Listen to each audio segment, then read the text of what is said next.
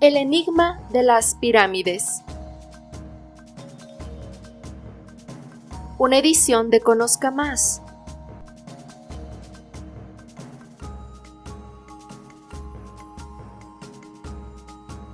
Capítulo 1. Un pueblo misterioso y predestinado. Apenas se sabe de qué lugar provenían las enigmáticas y turbulentas tribus que se asentaron en el Valle del Nilo hace unos 8000 años. Según se cree, estos increíbles constructores de pirámides llegaron desde la antigua Caldea a través del Mar Rojo y del estrecho de Bab el-Mandeb. Tenían la piel morena y practicaban ya la agricultura y la cría de ganado. Pero ¿cómo se elevaron al más alto grado de civilización y pudieron construir, sin medios mecánicos, las altas pirámides que florecen todavía hoy en el desierto?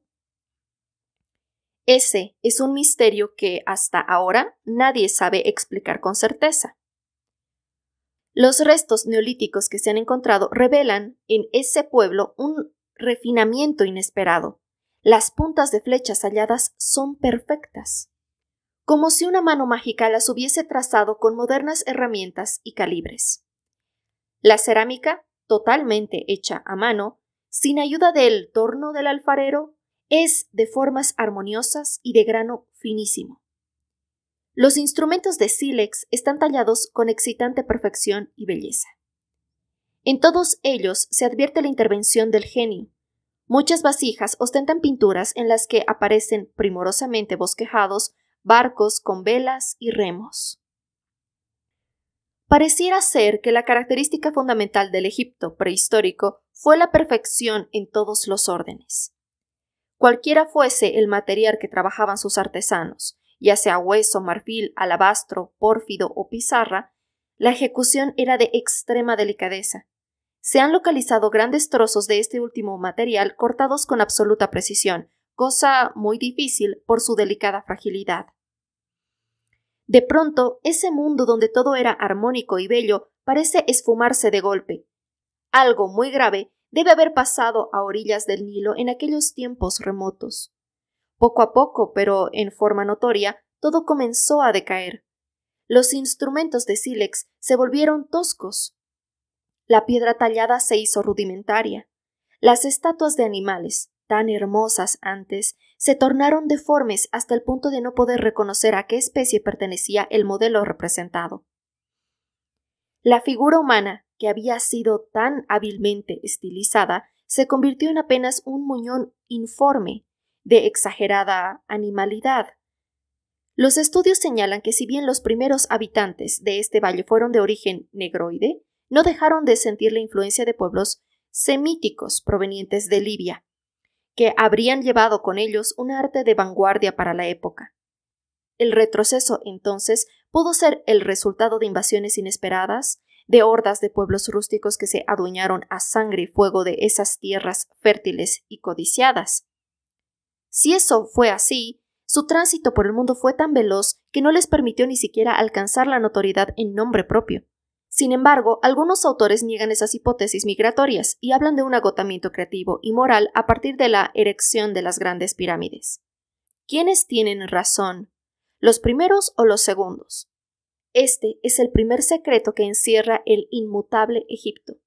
Pero hay otros, y son mucho más impenetrables. Los hombres, por supuesto, no eran los únicos que cambiaban. También el paisaje se encontraba en permanente transformación.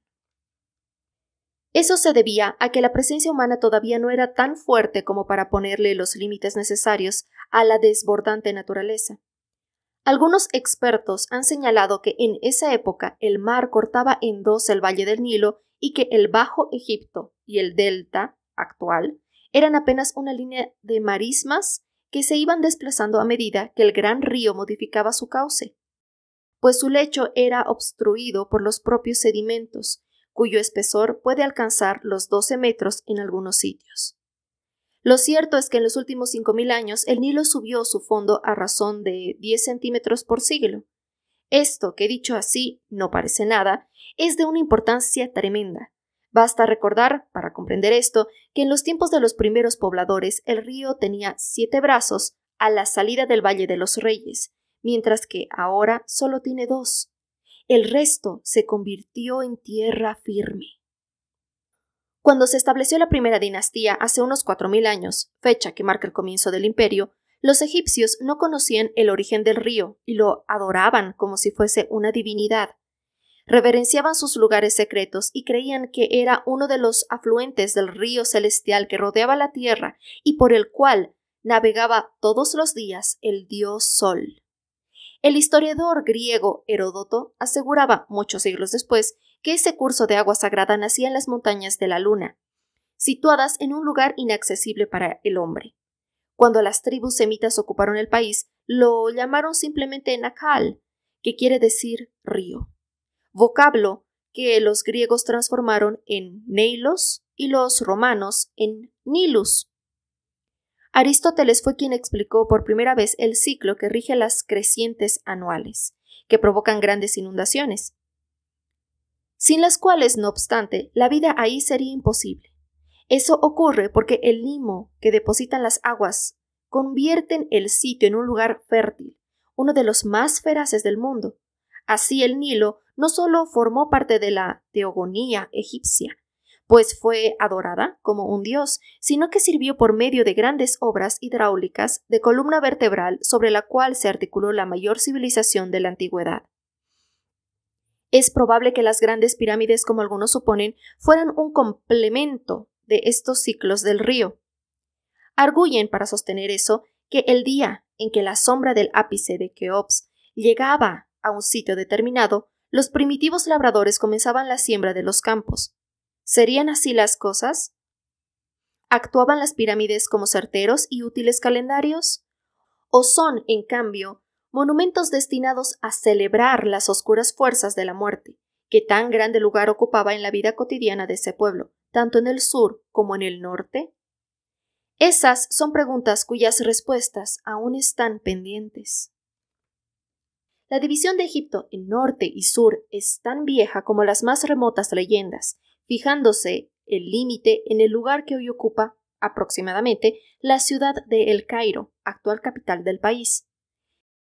Las principales ciudades se establecieron a lo largo del Nilo y cerca de él florecieron Tebas, Menfis, Luxor, Karnak o Asuán. Esta última fue la espléndida Elefantina de los griegos. Cuando los pueblos orientales llegaron a esta vasta zona, se alcanzó rápidamente un grado de civilización y cultura muy superior a la que tenían esos dos pueblos del norte y del sur. No se sabe cómo fue que se unificaron esos dos reinos, pero se han hallado indicios de que se produjo una gran lucha, tras la cual prevaleció una sola corona. Pero la corona blanca y la corona roja, distintivas de uno y de otro dominio, prevalecieron hasta muchos siglos después. Se ignora cuánto tiempo duró esa guerra, pero debe haber sido muy larga y cruel, como todas las luchas civiles. En ese entonces aún no habían nacido los soñadores de pirámides, pues aún faltaban varios siglos para eso. Las ciudades tampoco tenían el fasto que alcanzaron después. Eran tristes villorríos de gente que comenzaba a perfeccionar la agricultura y que solo entonces empezaron a usar perros domesticados para cuidar los ganados y defender a sus animales de las fieras salvajes. Adoraban a Osiris, que era el dios Sol, al Nilo y al buey Apis. Sus casas eran de adobe con techo de paja y solo edificaban con piedra las tumbas de los ancestros. Pero ya los objetos de arte mostraban una tendencia refinada. Trabajaban la piedra con gran esmero y la cerámica era realmente descollante. Fueron ellos, en ese lejano tiempo, los que inventaron el esmalte, vitrificado en hornos de alta temperatura. Algunas pocas vasijas decoradas que aún se conservan lucen como si recién estuviesen fabricadas. ¿Era tan alta y sofisticada la técnica que usaron los artesanos? Pero el mayor esplendor del antiguo Egipto fue alcanzado durante la cuarta dinastía, alrededor del año 2860 a.C. Fueron los reyes de esa estirpe, asentados en Menfis, los que erigieron la gran necrópolis de Gizeh, en la orilla occidental del Nilo. En esa época despuntaron también las grandes conquistas. El rey Seneferu, que fue el primero de la serie, conquistó el Sudán, donde se apoderó de 2.000 cabezas de ganado y de 7.000 prisioneros. Fueron estos, tal vez, los que levantaron la pirámide de Medum, destinada a recibir los restos mortales del monarca. Este túmulo funerario tenía un conjunto de 7 torres, de las cuales solo se conservan 3. La primera mide 25 metros, la segunda 30 y la tercera 11. La vida diaria llegó en esa época a ser altamente satisfactoria para todos los sectores, aun los más pobres. Solo los esclavos llevaban una existencia miserable. Las familias estaban bien constituidas y el casamiento era la forma usual de unión. Los chicos detentaban un lugar de privilegio. Hasta los 3 años estaban al cuidado de la madre, luego de lo cual empezaba su elemental instrucción. Hasta ese entonces llevaban la cabeza afeitada, salvo un largo mechón en la parte derecha de la misma, y andaban completamente desnudos, sin distinción de sexo. Solo los vástagos de la clase de los escribas, algo así como la burocracia y la intelectualidad de nuestra época, recibían una educación esmerada. Ellos no solo dominaban el arte de escribir y leer, sino que eran depositarios de toda la ciencia y la técnica. Los hijos de la nobleza aprendían los rudimentos de la lectura y muy poco más, pero eran los escribas quienes sabían el uso de la geometría, de la agricultura y la arquitectura. Iban a escuelas muy bien organizadas y las clases se dictaban por la mañana. Al mediodía salían, como dice un viejo papiro conservado en el Museo Británico, que dice, dando muestras de gran algarabía. Como ahora, usaban la tarde para realizar sus tareas, que hacían en finas hojas de papiro o en delgadas tabletas de arcilla. La educación de los futuros sacerdotes era muy diferente. Los pequeños estudiaban la historia del país, la cronología de los reyes y aprendían las técnicas de embalsamiento. También se hacían expertos en la aplicación de El Libro de los Muertos, donde estaban prescritos los difíciles ritos funerarios. Todos, pobres y ricos, sacerdotes y escribas, usaban ropa de Nilo, pues los egipcios consideraban que la lana era una materia sucia, intocable según los dictados de sus dioses. Los reyes vestían ricos tejidos de lino, adornados con joyas de oro y piedras preciosas, especialmente esmeraldas y turquesas. El traje típico era una larga túnica de mangas cortas, que cubría el cuerpo desde el cuello a los tobillos.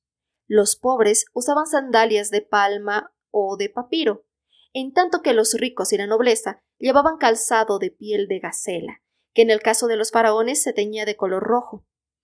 Hombres y mujeres se peinaban con los cabellos formando un alto tocado, que en su interior llevaba una pequeña bola de vidrio llena de perfume, que al estar invertida iba derramando olorosas gotas que corrían permanentemente por los cabellos y empapaban el cuello y los hombros. Fueron estos extraños hombres del Nilo quienes inventaron las esencias y sus perfumistas llegaron a elaborar 500 clases diferentes de ellas. Pero no las diluían en alcohol, como se hace hoy en día, sino en un aceite muy liviano que ayudaba a su persistencia. Los adornos se complementaban con tatuajes de todo tipo, grandes y pequeños, que los egipcios lucían con agrado y profusión. Las mujeres se teñían las uñas y alargaban la forma de los ojos con una preparación de antimonio llamado col, que todavía utilizan las mujeres en muchas partes del mundo. En la mesa eran sobrios por necesidad. La comida del pueblo bajo se componía casi exclusivamente de pan de centeno, raramente de trigo y de vegetales, en especial porotos, lentejas, arvejas, cebollas, pepinos, rábanos, nabos, zanahoria y espinaca. Los lácteos eran comunes y tenían varias clases de quesos. Las frutas más abundantes eran las granadas, los higos, las moras y las uvas. Los escribas y la nobleza agregaban a su dieta abundantes platos de carne: corderos, cabra, buey, gacela y antílope. La carne de cerdo no era apreciada y se la consideraba inmunda. Las clases adineradas, al contrario de los pobres, detestaban el pescado. Las aves eran codiciadas por todos. Los patos y las ánades se cazaban desde una barca usando un boomerang, que arrojaban con destreza. y eran cobradas por medio de guepardos amaestrados. Bebían 3 clases de cerveza, aromatizadas con distintas plantas que suplantaban al lúpulo. Para los faraones, los miembros de la corte y las castas militares se reservaba el vino de uva, que mezclaban con miel. Los más pobres se contentaban con el jugo fermentado que extraían de unas palmeras del desierto. Esta gente, que apenas sabía leer, que no tenía instrumentos de medición, que ignoraban el hierro, que solo acreditaba un avaro empleo de las matemáticas, que ignoraba casi toda la física, que era frecuentemente diezmada por las pestes y las enfermedades, construyó las portentosas pirámides, consideradas una de las 7 maravillas del mundo. ¿Con qué arte la hicieron? ¿Cómo las calcularon? ¿Cómo es que sobrevivieron a despojos y pillajes, incendios y terremotos? ¿Es que tienen algo mágico? ¿Un poder que las hace eternas? Los egipcios creían en la reencarnación y pensaban que los hombres, aunque adoptando otras formas, eran inmortales. Aún ahora, muchos estudios sostienen que las pirámides acumulan un poder místico, que es producto de ese arte mágico e inexplicable que las hizo posibles.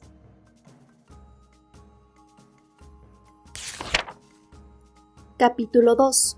El culto a los muertos y la forma mágica. Los egipcios no solamente erigieron las 3 famosas pirámides de la planicie de Gizeh, Keops, Kefren y Miserino. Desde los remotos tiempos de la primera dinastía, esas construcciones proliferaron a lo largo de todo su territorio.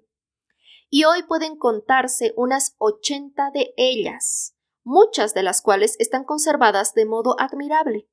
Algunas son grandes y otras pequeñas, pero tienen entre sí un máximo común denominador.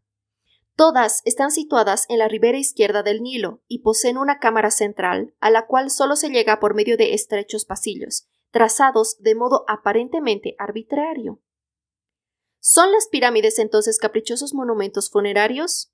Aparentemente es así, pero llama la atención que en ninguna de ellas se encontraran restos humanos, ni aun en las épocas que no habían sido violadas por los ladrones de tumbas. Si no estaban destinadas a guardar los despojos de los faraones, ¿cuál era entonces su objeto? Se ha dicho que podría tratarse de monumentos funerarios, pero solo destinados a perpetuar la memoria de los reyes. Nada explica, sin embargo, la adopción de la forma de pirámide. El cuadrado o el rectángulo hubiesen sido mucho más fáciles de hacer con la precaria tecnología de la época. Hay que tener en cuenta que un minúsculo error en la inclinación de una de las caras triangulares, y ésta no coincidirá con las otras en el momento de llegar al vértice, con lo cual toda la construcción será defectuosa. No obstante, las pirámides de Egipto son perfectas desde el punto de vista arquitectónico y están fantásticamente bien calculadas. A partir de estas y otras observaciones e interrogantes, se fueron tejiendo una serie de hipótesis que contribuyen a profundizar el enigmático laberinto de su construcción. Nunca, hasta hoy, se ha encontrado un texto egipcio de la época que se refiera a las pirámides, lo cual es sumamente raro. ¿Por qué no escribieron nunca sobre ellas? ¿Qué tenían que esconder? ¿En qué lugar se ocultaron los planos que sirvieron para su construcción? Además, ¿cómo es posible que los artistas que trabajaron en ellas no les hayan agregado ninguna inscripción que perpetuara su nombre? Sabían que su trabajo no habría de ser efímero, y esa es una incógnita más, pues los hombres, por lo general, quieren perdurar a través de sus obras. Con todo, ellos no lo hicieron. Esos enormes monumentos están ahí, inmutables, anónimos, fríos y distantes, como si tuvieran algo que decir y no se animaran a hacerlo. Por eso, algunos como Gerardo de Nerval supusieron que eran los sitios en los cuales se llevaba a cabo los misterios, esas desconocidas ceremonias iniciáticas de la antigüedad, de las cuales están plagados de referencias los libros esotéricos de Oriente y Occidente. Según el poeta francés, ahí se habrían iniciado Orfeo y Moisés. Rastreando en otros terrenos menos románticos, Charles Persigny, un erudito egiptólogo, llegó a la conclusión de que solo eran parte de las grandes obras hidráulicas del Nilo. Como están situadas todas en una misma orilla y sus bases ocupan tanto lugar, él supone que estaban destinadas como una barrera a detener las arenas que llevaban los vientos que soplaban desde el desierto hacia el río. Si ellas no existieran, dice Persigny, el Nilo podría cubrirse de arena durante las tormentas y disminuir su flujo de agua hacia el delta. Otros, en cambio, han querido ver en la forma aguzada de las pirámides una representación de la inmortalidad del alma humana. Esta última manera de explicar su presencia se ha extendido por todos lados. Los antiguos egipcios creían que a través de la pirámide podían elevarse al cielo para estar más cerca del dios Sol. Además, basándose en los mitos órficos referentes al infierno. Abriendo paréntesis, Orfeo, según la mitología griega, bajó al Hades para rescatar a su amada Eurídice, superando las fuerzas satánicas. Cerrando paréntesis, se ha creado toda una leyenda en torno a la fuerza mágica que supuestamente emana de las pirámides. Allí se concentra toda la energía que procede del Sol y de la Tierra. Y si se la sabe recibir y asimilar, este magnetismo puede obrar milagros. No solo restablece la salud, sino que se potencian las posibilidades de la mente humana. Según esta interpretación que data del siglo pasado, los egipcios conocían y dominaban el poder de las pirámides. Y como creían que los hombres se reencarnaban, ponían a los muertos dentro de esa masa de energía piramidal para contribuir a la resurrección de sus almas. En verdad, esa vieja civilización hacía un culto reverente de la muerte. En épocas muy remotas, los egipcios no se preocuparon demasiado por sus difuntos. Poco a poco, sin duda a causa de algún cambio en la religión, los ritos mortuorios fueron cobrando cada vez mayor importancia. En esas épocas primitivas, los cadáveres eran eviscerados someramente y secados luego al sol, antes de colocarlos en un hoyo con las piernas replegadas. Ya en esa época se colocaban en las sepulturas armas e instrumentos de sílex de uso diario, algunos adornos y suficiente alimento como para que el difunto no padeciera hambre en su tránsito hacia una nueva vida. Los cuerpos eran envueltos en pieles o esterillas y también se evisceraban los cráneos. En el Neolítico, junto con la introducción de Osiris, el dios Sol, como divinidad principal, nació un código más refinado para tratar los cadáveres. A los nobles se les quitaban cuidadosamente los órganos internos y la masa encefálica. El interior del cuerpo era enérgicamente frotado con el jugo fermentado de una palmera y después de lavado se lo rociaba con distintas especias en polvo. La cavidad craneana se rellenaba con mirra y después se cerraba la incisión abdominal, se lo sumergía por completo en una dilución de sosa y sal común, donde se lo dejaba por el término de 70 días. Terminado ese lapso, se lo secaba y untaba con ungüentos aromáticos. Entonces se lo envolvía con tiras de tela fuertemente apretadas y superpuestas de modo que no dejaran nada por cubrir. Cuando se trataba de un cadáver de mujer, se le pintaban sobre las vendas los ojos, los pómulos y los labios con los afeites que había usado en vida, procurando, de alguna forma, que la máscara así obtenida se le pareciera lo más posible. Los dedos de los pies y de las manos se envolvían por separado, y finalmente se recubrían las tiras de lienzo con tiras más anchas y resistentes, con el objeto de mantener los miembros en la típica posición de la momia de Osiris. Los escribas eran objeto de un procedimiento menos delicado. Se los descarnaba y evisceraba por medio de distintas soluciones de sosa y la momia solo contenía el esqueleto y la piel del difunto. Los pobres finalmente eran sumergidos largamente en un baño cáustico y los restos entregados a los parientes para su inhumación. Fueron los sacerdotes quienes llevaron a cabo estos complicados ritos, detalladamente explicados en el Libro de los Muertos. A veces los cuerpos, cuando se quería obtener una duración más larga de ellos, eran sumergidos en miel o tratados con resinas bituminosas que los conservaban infinitamente. La palabra momia deriva precisamente de la voz semita mumia, que quiere decir betún, Pero este costoso tratamiento, que muchas veces insumía todos los bienes que poseía una familia, hubiese sido inútil si no se colocaba a las momias en lugares apropiados. Se sabe que los primeros sepulcros fueron simples cuevas excavadas en las laderas de las montañas y que los monumentos funerarios fueron apareciendo paulatinamente hasta llegar a los más fabulosos de todos, que son las pirámides. Se dijo que los sacerdotes egipcios poseían la fórmula de un fluido venenoso, con el cual sellaban las tumbas de los reyes. Si éstas eran violadas, ese gas mataba a los intrusos. Otros aseguraron que, en realidad, se trataba de un ungüento mortífero, con el cual ungían todos los elementos de las sepulturas. Si alguien tocaba esos objetos con las manos desnudas, como hizo Lord George Carnarvon en la regia tumba de Tutankamón, quien reinó en 1354 a.C., la ponzoña entraba a través de la piel y la muerte que sobrevenía era larga y dolorosa. Las pirámides, según distintos estudios, guardaban, como las regias tumbas los mortales despojos, una serie de secretos que los egipcios quisieron resguardar para la posteridad. El astrónomo de origen árabe, Mahmud Bey, aseveró que la pirámide de Keops, la mayor de todas, fue construida en una época elegida especialmente por los arquitectos y los astrónomos hace unos 5.200 años.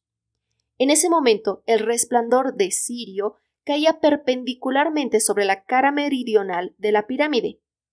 Eso, según Bey, explica la precisión con que fue construida la enorme mole de 6 millones de toneladas de piedra, sin que sus arquitectos y albañiles poseyeran instrumentos óptimos de medición. No faltó quien encontrara que las dimensiones de estos edificios eran proporcionales a la duración de los reinados de los faraones. El enciclopedista francés Diderot fue el primero en decir que estaban destinadas a transmitir ciertos conocimientos y nociones históricas secretas. Para descifrar esos mensajes ocultos había que conocer la clave, ser una suerte de iniciado y saber leer las cosas ocultas. Todo esto se refiere principalmente a la Gran Pirámide de Keops, la mayor de todas. Está situada no lejos de los antiguos emplazamientos de las míticas ciudades de Heliópolis y Memphis, cerca de El Cairo, que en esa época aún no existía. La mayor parte del revestimiento exterior del monumento fue utilizado mucho después para levantar algunas casas de la actual capital. Los geómetras han calculado que se halla situada exactamente en la base del delta del Nilo y que está orientada con una precisión astronómica absoluta. El escritor George Barbarin hizo notar que si las líneas de sus diagonales se prolongan, encuadran al delta de una parte y de la otra. Por lo demás, el meridiano de la pirámide divide ese delta en dos sectores rigurosamente iguales. Una casi olvidada tradición copta sitúa el tiempo de su construcción antes del diluvio, entre comillas, luego de que una visión anunciara que éste iba a producirse 300 años después. Distintas fuentes indican, sin embargo, que fue levantada entre 2700 y 3100 años antes de Cristo.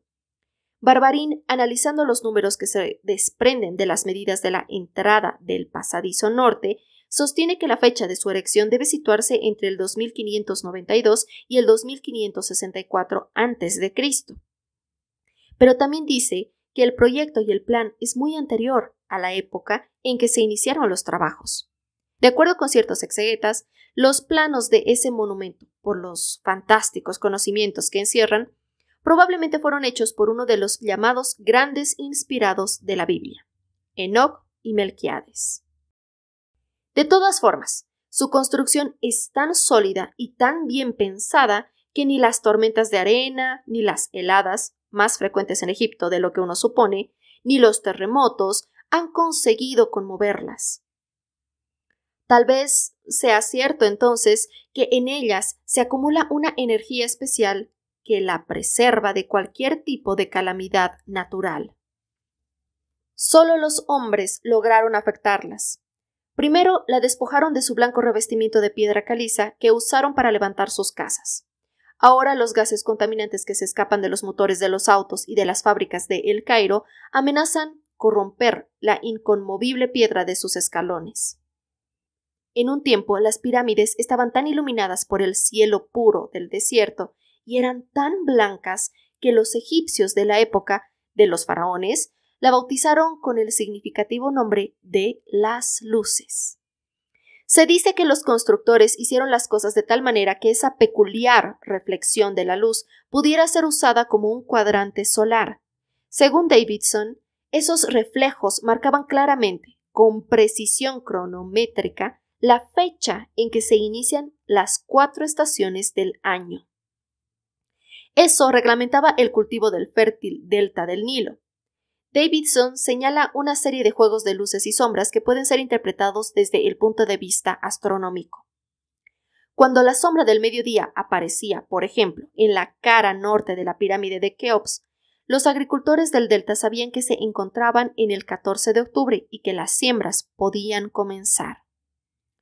Los egipcios, ya se sabe, nunca escribieron nada sobre las pirámides, y el historiador griego Heródoto, que vivió entre el 484 y 420 a.C., no cita para nada en sus escritos a la imponente esfinge que resguarda la entrada de Gizeh. Parece que este monumento, que aún sorprende a todos, no logró llamarle la atención. Sin embargo, ese increíble conjunto piramidal ya hacía varios milenios que estaba ahí cuando él llegó. Los caldeos las denominaron con la palabra Urim-Midin, que quiere decir las luces y la medida. En lengua copta se usó la voz piremit, que se puede traducir como la 10ª parte o la 10ª de las medidas o nomenclaturas, lo cual avala la interpretación numérica que se ha realizado con ellas. Se pretende que la Gran Pirámide es un compendio, en realidad, de los conocimientos matemáticos de aquellos egipcios, así como la de Kefren se refiere a la historia y al arte. Se cita, a modo de ejemplo, que la noción que tenemos del número pi es bastante moderna, ya que hasta no hace mucho, hablando en términos históricos, a ese número se le otorgaba un valor de 3,1428 en vez del actual 3,1416, que es el exacto. Sin embargo, a los matemáticos egipcios les bastaba hacer una operación muy simple para llegar a una sorprendente conclusión. Si se suman los 4 lados de la base de la pirámide de Keops, es decir, 931,22 metros, y se divide el resultado por 2 veces el eje vertical, que es 148,208 por 2, se obtiene exactamente la cifra 3,1416, es decir, el número pi. ¿De dónde sacaron los faraones esos conocimientos tan avanzados? ¿Cómo es que las pirámides los ocultan? ¿Qué buscaban con eso? ¿Tendrán razón quienes afirman que en verdad no fueron construidas por los egipcios, sino por una raza de gigantes llegados de otros planetas? Todo es misterio en torno a estos colosos plantados en medio de la arena, dentro de los cuales jamás se encontró momia alguna, como si su única razón de existir fuese un simulacro desmesurado, armado por los mortales para engañar a los dioses de la muerte y conseguir así la tan buscada inmortalidad. Capítulo 3. Intimidades de una obra gigantesca. Las pirámides fueron construidas para durar eternamente. Tal vez la forma que adoptaron sus creadores no haya sido ni tan esotérica ni tan casual.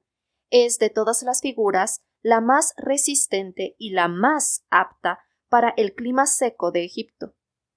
Cuando se comenzó a levantar la Gran Pirámide, los agricultores del Valle del Nilo ya eran expertos albañiles. Habían adquirido esa experiencia articulando complejas obras hidráulicas. Su vida dependía de las siembras y éstas del agua. En Egipto no llueve nunca, y por lo tanto todo depende de ese río de 6.000 kilómetros que lo cruza de sur a norte. Acostumbrados a excavar canales de riego, a poner diques, a desviar la corriente, los ingenieros faraónicos se habituaron a trazar diseños previos y a planificar los trabajos en forma cuidadosa. Esto se sabe porque los arqueólogos modernos han encontrado papiros y tablillas grabadas con los detalles de la construcción de varios templos y tumbas.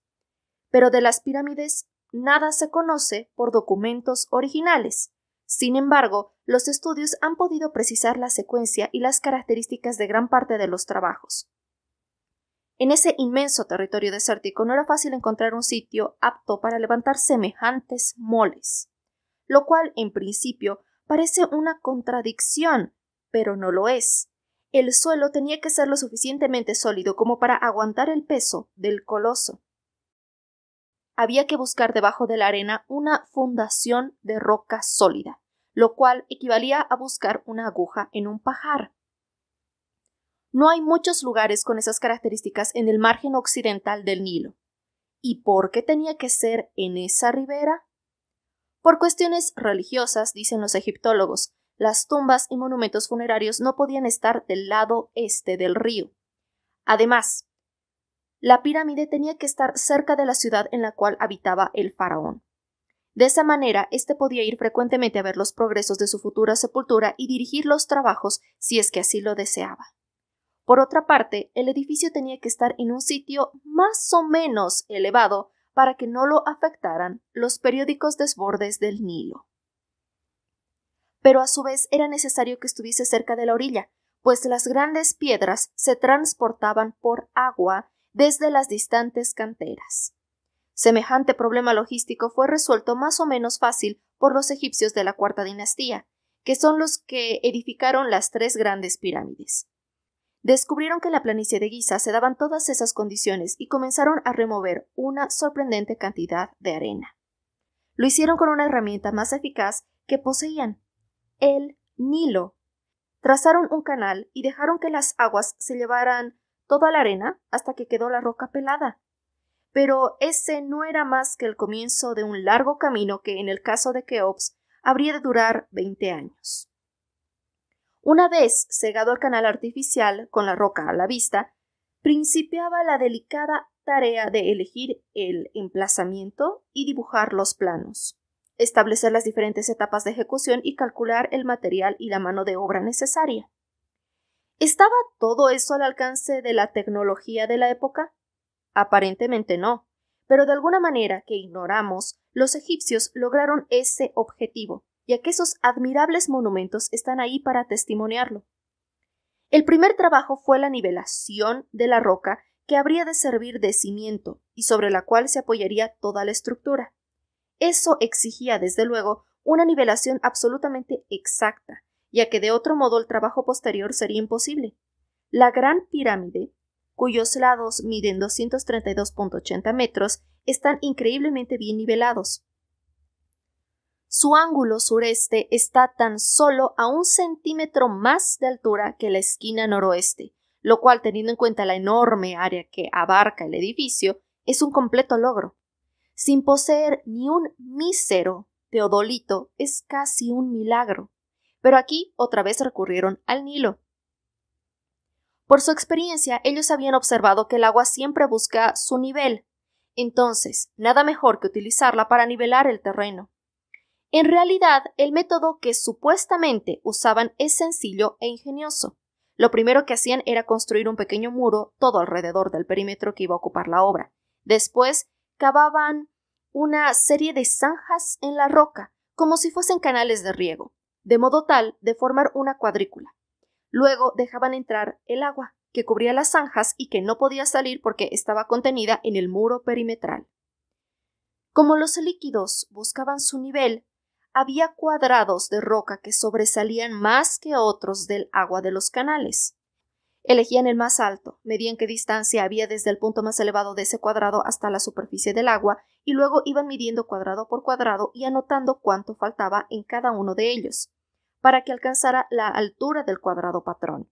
Lo único que restaba entonces era rellenar con piedras los desniveles y tapar de nuevo las zanjas con lajas pequeñas y escombros. La pirámide, según establecía el culto de los muertos, no podía estar orientada de cualquier forma. Cada uno de sus lados debía mirar exactamente a cada uno de los puntos cardinales.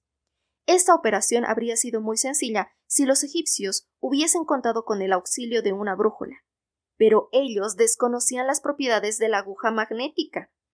No obstante, la pirámide de Keops tiene sus caras orientadas con toda precisión al norte, al sur, al este y al oeste. ¿Otro milagro? Tal vez haya que considerar esa posibilidad.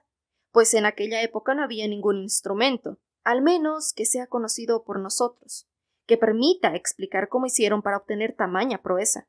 John Weeks, en una monografía sobre la construcción de las pirámides, dice que los egipcios usaron un sistema muy particular, pero sumamente preciso. Lo más probable, dice este autor, es que encontraran el norte estudiando la trayectoria de alguna estrella del cielo, es decir, observando la posición de esa estrella al salir y al ponerse. Hecho lo cual, trazaban la bisectriz del ángulo formado por esas dos posiciones, tomando como vértice el punto del observador. Pero eso es más fácil de decir que de hacer. Sostiene Weeks que para no cometer errores debieron haber construido un horizonte artificial, ya que el más mínimo desnivel en el desierto hubiese producido un error en los cálculos. De acuerdo con esa explicación, los egipcios construyen una pared circular de barro sobre el área ya nivelada de la pirámide. Dentro de ese círculo se colocaba un hombre justo en el centro. El muro de barro tenía que ser lo suficientemente alto como para que el observador no pudiera ver por encima de él, pero al mismo tiempo no tenía que ser tan alto como para privarle de toda visibilidad. Además, la altura tenía que ser completamente uniforme, pues el borde superior iba a proporcionar el horizonte artificial necesario para marcar el norte con exactitud. El observador llevaba un báculo o bastón que tenía un orificio en lo alto y que clavaba en el suelo de manera que estuviese justo en el centro, pero que pudiese girar. Esperaba, mirando hacia el este, a que saliera la estrella elegida. Cuando ésta aparecía sobre el muro, un ayudante marcaba el sitio exacto indicado por el agujero del bastón. Después esperaba algunas horas a que la estrella se ocultara por debajo del muro, completando su trayectoria de este a oeste. Ese sitio también era marcado. Trazando una línea desde el centro a cada uno de los puntos marcados sobre la pared, se obtenía un ángulo. Luego se dibujaba su bisectriz, que divide el ángulo en dos partes iguales, que apuntaba hacia el norte y su prolongación hacia el sur. Todo lo demás era sencillo. Los egipcios sabían trazar ángulos rectos y les habrá resultado fácil fijar el este y el oeste. Esta operación, aunque primitiva, revelaba avanzados conocimientos científicos, los mismos que necesitaron sin duda para trazar la base cuadrada de la pirámide. Esto no es demasiado complicado si se trata de distancias pequeñas, pero cada lado del cuadrado piramidal tiene 232 metros. La idea más sencilla era la de establecer uno de los lados con una cuerda, trazar un ángulo recto y dibujar sobre el suelo los restantes, usando el mismo procedimiento. Los arquitectos solo dispusieron para delimitar esta enorme área, en la cual caben cómodamente más de 7 campos de fútbol, de cuerdas de lino o cáñamo que iban anudadas por tramos. Con ese procedimiento era imposible conseguir una justeza absoluta. De esa manera, el lado más largo de la pirámide tiene una diferencia de 20 centímetros con el lado más corto. No obstante, los numerólogos tienen una explicación para explicar ese error, entre comillas, que ellos suponen aparente. Señalan que el número 20 coincide con los 20 años que tardó en construirse la Gran Pirámide, lo cual sería otro de los crípticos mensajes que encierran estos pétreos gigantes del desierto. Quizá lo más sorprendente es la forma en que extraían los bloques de piedra de las canteras y cómo conseguían transportarlos y elevarlos hasta formar escalones perfectamente iguales. Los yacimientos de piedra caliza, que es más o menos blanda, quedaban relativamente a pocos kilómetros de la construcción, pero el duro granito solo podía obtenerse en un lugar distante a 750 kilómetros del obrador. Usaban para el transporte grandes trineos que tiraban con largas cuerdas para hacerlos deslizar sobre la arena mojada. Los llevaban con barcos hasta el punto más cercano, pero lo demás era todo atracción humana. Las herramientas de los picaderos estaban hechas de cobre, pues no conocían el hierro, y empleaban cuñas de madera para desprender los bloques de las paredes de las canteras. Hacían primero una hendidura en la roca y luego mojaban la madera, que al dilatarse partía la piedra por los puntos marcados. Las levantaban con un sistema de palancas y construían largas rampas de tierra a medida que la pirámide crecía. Por ellas hacían rodar los bloques sobre troncos para llevarlos a la cúspide. ¿Pero de dónde sacaban toda esa madera con la cual también fabricaban andamios? Los bosques son escasos en Egipto, y algunos cálculos modernos aseguran que no habrían alcanzado ni todos los cedros del Líbano para abastecer las necesidades de los albañiles. Grúas no tenían, pero de alguna manera elevaron esas piedras de cientos de toneladas. ¿De dónde salió el ejército de 7,000 obreros que trabajó en Keops? Lo real es que luego de la época de las construcciones, Egipto quedó devastado, como si hubiese librado una larga guerra.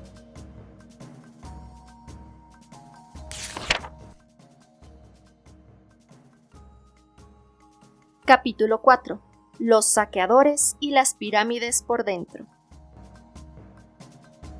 El imperio egipcio, que fue el primer reino unificado que crearon los hombres en su larga historia, fue una tentación demasiado grande para los pueblos vecinos que envidiaban su riqueza. Los salvajes pastores semitas, las tribus caldeas, los minuciosos persas, los griegos, los romanos, los árabes, los turcos y más modernamente los franceses y los ingleses pasearon sus ejércitos victoriosos entre las venerables tumbas de los faraones. Las ciudades fueron saqueadas y sus tesoros robados. Parte de esa refinada cultura puede hallarse en los museos de Londres, de París o de Berlín. Hubo un tiempo, después de que Champollion descifrara la escritura cuneiforme estampada en la famosa piedra de Rosetta, en que las antigüedades egipcias se pusieron de moda en todo el mundo, y su precio creció hasta las nubes en el mercado negro. Templos enteros fueron robados, piedra a piedra, por los saqueadores de tumbas, y algunos de ellos hasta encontraron valiosos tesoros enterrados. Las grandes pirámides permanecieron intactas hasta el año 820 después de Cristo. Todos los invasores sospecharon que dentro de ellas se escondían riquezas infinitas, pero ninguno fue capaz de penetrar su misterio. ¿Es que tal vez fueran completamente sólidas? Nadie creía en eso. Se pensaba, con razón, que eran monumentos funerarios, y que en su corazón se ocultaba una cámara mortuoria que sin duda contenía la momia y las joyas del faraón que había mandado construirlas. Se sabía que cuanto más poderoso era un monarca, más impresionante era su tumba y más cuantiosa la fortuna que allí se escondía. En Keops, si eso era cierto, se hallaba una fortuna incalculable. En diversas ocasiones, numerosos y audaces bandidos intentaron llegar al interior, pero debieron desistir ante las dificultades del objetivo. Nada, ni la más mínima señal, indicaba dónde estaba la entrada de esa cripta, impenetrable. Fue necesaria la curiosidad del sucesor de Harún al-Rashid, el legendario soberano de las 1001 noches, para que el califa al-Mamún consiguiera develar el misterio. La rica tradición oral de los árabes permite reconstruir el acontecimiento hasta con los más insignificantes detalles. En esa época, 820 después de Cristo, como ya se dijo, la Gran Pirámide aún lucía su blanco revestimiento de piedra caliza, que ocultaba los escalones y hacía que sus caras fueran perfectamente lisas, por las cuales era imposible trepar. Dicen que lo primero que hizo el califa fue meditar y consultar con sus adivinos. Después de mucho deliberar, llegaron a una sabia conclusión. Los egipcios otorgaban una categoría de sagrado al punto cardinal norte. Por ahí, calcularon, debía comenzar la búsqueda. Por azar, el ejército de obreros que envió al-Mamún comenzó a romper el revestimiento a la altura del 7º escalón. Cuando llegaron a la piedra granítica, intentaron perforar un túnel hacia el centro y hacia abajo, donde suponían que yacían los sarcófagos y los tesoros. La lentitud de los trabajos era exasperante y el califa se mostraba cada día más impaciente. Los bloques eran muy duros y las herramientas de hierro rebotaban sobre la superficie rocosa. Los hombres debían trabajar echados y todo se volvía muy difícil. Poco a poco, tras muchos esfuerzos, el túnel se fue agrandando, pero trabajar dentro de él era un martirio. El calor los agobiaba y el aire era irrespirable. En 6 meses de trabajo, los ladrones del califa solo avanzaron 30 metros. En realidad, la entrada exterior que permite el acceso al pasaje descendente se encontraba muy por encima de ellos, a la altura del 16º escalón. Si no mediaba la casualidad, los trabajos habrían terminado en un absoluto fracaso. Los arquitectos de Al-Mamun habían planificado el túnel de la siguiente manera. Primero, habrían de excavar hacia abajo para luego avanzar en forma horizontal.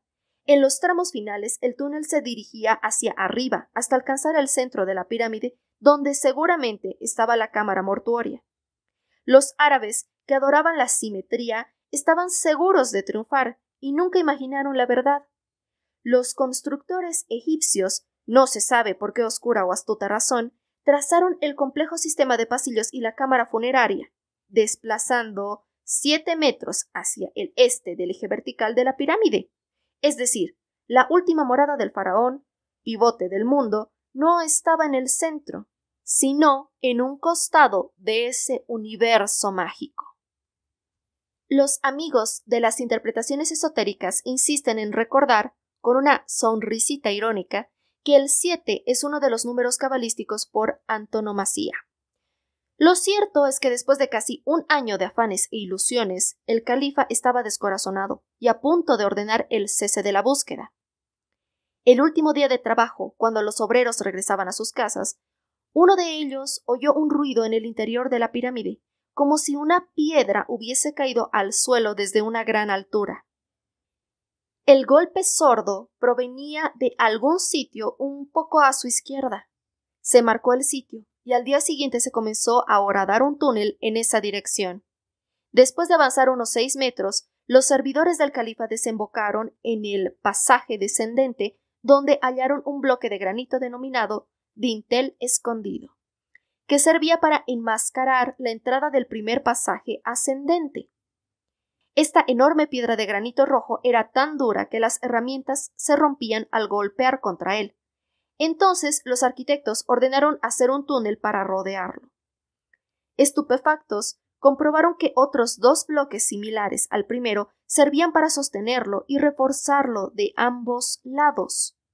Alguien, en los remotos tiempos del rey Keops, había previsto que los futuros ladrones podían imaginar una estrategia de ese tipo.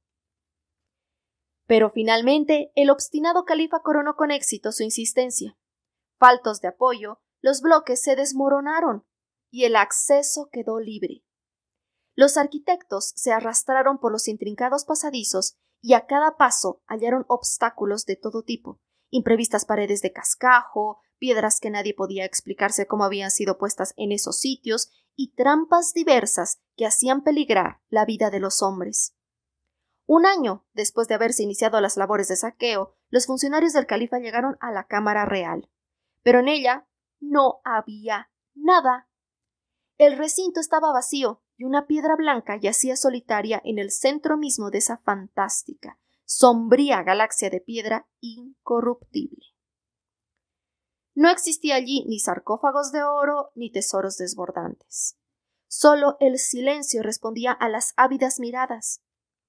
¿Por qué no estaba allí el cuerpo del famoso rey Keops? Nadie lo sabe. En su ignorancia y ante la falta de evidencias, se fueron urdiendo con el paso de los siglos algunas teorías. Las más razonables, como ya se explicó, pero conviene repetir, son las que afirman que las momias reales de Keops, Kefren y Micerino fueron ocultadas en otros lados y que las pirámides eran un señuelo para distraer la atención de los saqueadores.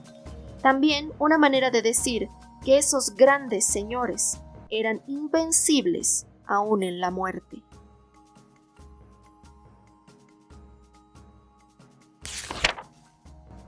Gracias por escuchar este pequeño relato. Espero que haya sido de su agrado. Nos vemos en una próxima aventura.